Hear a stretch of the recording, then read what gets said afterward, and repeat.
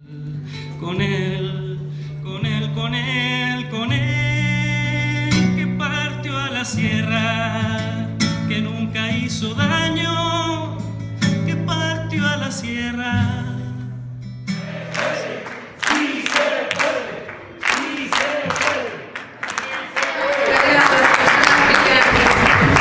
Subir a leer el manifiesto con nosotros que hagin entrat en un període d'acceleració del temps històric, que abans portava dècades, ara pot durar només mesos, setmanes, fins i tot dies. Des del 15M hem vist canviar la prefectura de l'Estat, enfonsar-se el bipartidisme, retirar-se la vella guàrdia, el Rubalcaba, Duran i Lleida, l'Aguirre, i caure mites com Jordi Pujol. Un ampli moviment ha reivindicat alhora el dret a decidir com la millor forma per resoldre el model d'estat. En joc es troba una altra idea d'Espanya, més democràtica, socialment justa i plurinacional. Amb la crisi, les accions de la PA contra els desnonaments, les marees contra les retallades i tantes altres mobilitzacions van deixar clar que, en democràcia, el protagonisme és i ha de ser de la gent. Però la crisi no només va posar de manifest la il·legitimitat del neoliberalisme causant de l'escletxa social. La corrupció, que fins i tot llavors ens presentava com una sèrie de casos puntuals, va aflorar en tota la seva dimensió estructural. Comissions del 3%, seus embargades, sobresous en sobres, etc. Davant això, els partits existents romanien inoperants, bloquejats per les seves velles regles i maneres d'entendre i fer la política. No van trigar així a ser destruïts al crit de no ens representen. En el seu lloc van aparèixer formacions creades per gent corrent, que va prendre la iniciativa i van estendre el protagonisme popular de les places als processos electorals. Primer va irrompre Podem a les europees. El seu resultat va sorprendre, amb 5 eurodiputats, del no-res. I va marcar un abans i un després. Guanyar en el terreny electoral va deixar de ser una utopia. Van seguir els èxits locals de les candidatures d'unitat popular que van impulsar Podem i van conferir en alcaldies del canvi a Carmena, Colau, Ferreiro, Kichi i tantes altres. Sense l'aposta de Podem per Barcelona en Comú, ara Madrid, Marea Atlàntica, etc., el canvi encara no hauria començat. I quan semblava que la cosa es posava costa amunt, la remuntada del 20D va eliminar qualsevol ombra de dubte. El canvi havia arribat per quedar-se.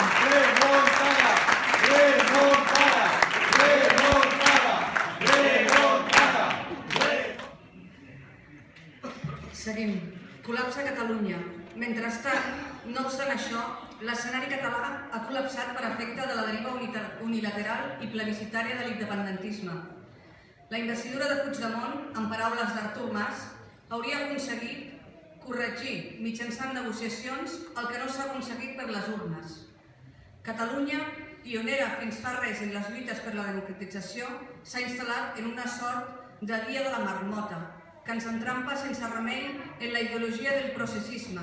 Aquí i ara, el canvi reclama un gir de 180 graus en la política catalana. El resultat del 27S no va ser ambivalent, va ser un clar no a la drecera plebiscitària i va ser també l'evidència que una majoria social molt més àmplia segueix volent resoldre la qüestió en referèndum. La victòria electoral d'en Comú Podem a les generals ha demostrat que la difícil posició que va haver de defensar Catalunya sí que es pot en les autonòmiques es correspon molt millor amb la voluntat majoritària a Catalunya i que el mateix argument en contextos electorals diferents pot produir resultats molt dispars. Per això, l'avanç de Ciutadans al 27S no només es va produir gràcies als errors eventuals de Catalunya sí que es pot, sinó també perquè va haver-hi qui es va creure al marge de la responsabilitat de frenar la marca blanca de la dreta centralista. La lliçó a extreure és inequívoca. Més enllà de les diferències, vivim un context històric en el qual es penalitza no estar a l'altura del canvi. El 27S van fallar, tant els qui van concórrer com els qui es van quedar a casa.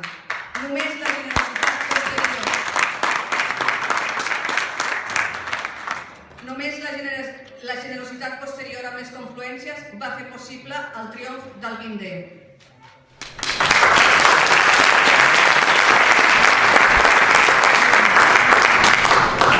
Confluència desitjable, confluència factible.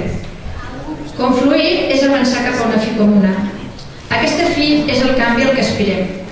Un canvi on tots els confluents implicats es reconeguin i participin en peus d'igualtat, reconeixement mutu i dignitat. Ningú pot dubtar que aconseguir la confluència més àmplia i millor organitzada és desitjable. Però és factible? Sota quines condicions? En quin temps? En quins continguts? Mitjançant quins mètodes? A ningú se li escapa que la manera en què es conflueixi o es deixi de confluir pot tenir efectes molt dispars sobre el canvi. Atès que la confluència no és una fi en si mateixa, sinó un camí a recórrer conjuntament, la qüestió és quina confluència volem protagonitzar des de Podem. Les confluències van néixer d'una urgència sobre la qual no hi havia marge de maniobra. Una atapeïda sèrie de convocatòries electorals va obligar a improvisar a cada pas acords en diferents graus d'elaboració. En alguns casos es van poder elaborar codis ètics comuns, propostes programàtiques conjuntes, assemblees territorials compartides, etc. En altres, com en Comú Podem, es van adoptar fórmules molt més properes a la simple coalició electoral amb els elements innovadors de cada confluent per separat. Encara així, gràcies a l'aportació de Podem, en Comú Podem va aconseguir guanyar les eleccions generals. Un 82% dels vots d'en Comú Podem segons el CIS.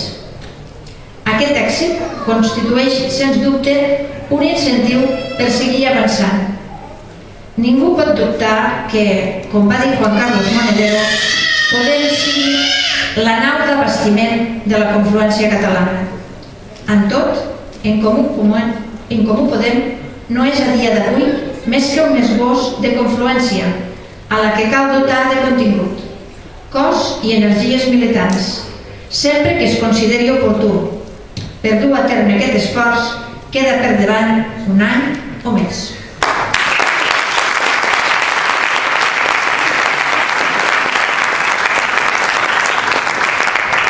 Full de ruta.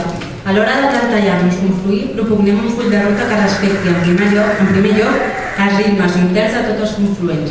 Les eleccions han suposat un desgast enorme, molt especialment per a les formacions de llei corrent que són la creació més recent. Abans d'avançar en nous passos, cal que estiguem tots en les millors condicions de contribuir al canvi. Accelerar la confluència de manera innecessària pot tenir costos imprevisibles i fer fracassar la fi perseguida.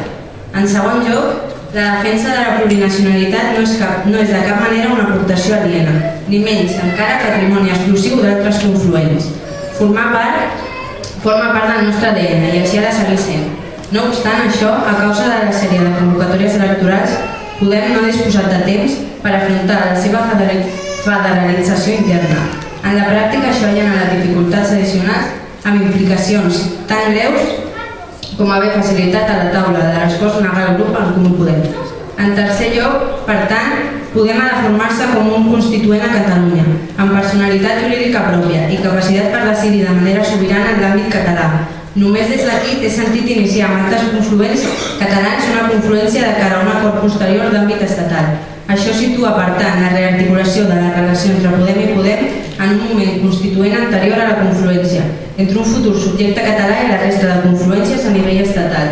En aquest horitzó, els qui subscrivim aquest manifest, ho plantegem com un punt de partida obert a tota la gent que es vulgui sumar, sense resultats predeterminats, com a invitació a un debat col·lectiu protagonitzat des dels cercles pel conjunt de la societat. Perquè avui, com ens va presentar un grafitge, segueix sent necessària l'audàcia, la participació i el debat. No només tenim una història de batalles electorals, també expliquem ja, També expliquem ja un aprenentatge col·lectiu al que no volem renunciar.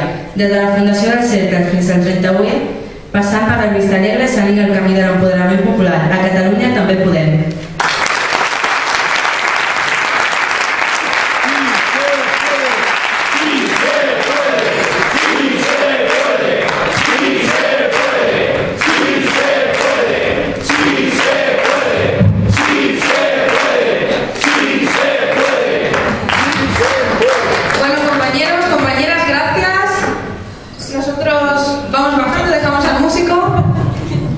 Gracias a todos por venir. Muchas gracias. Iván.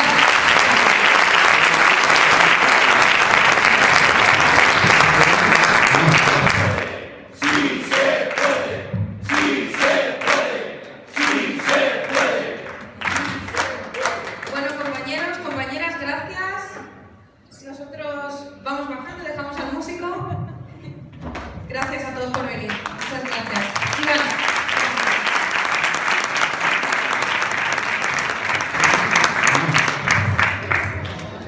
Esperemos que siga así la cosa y que cambie.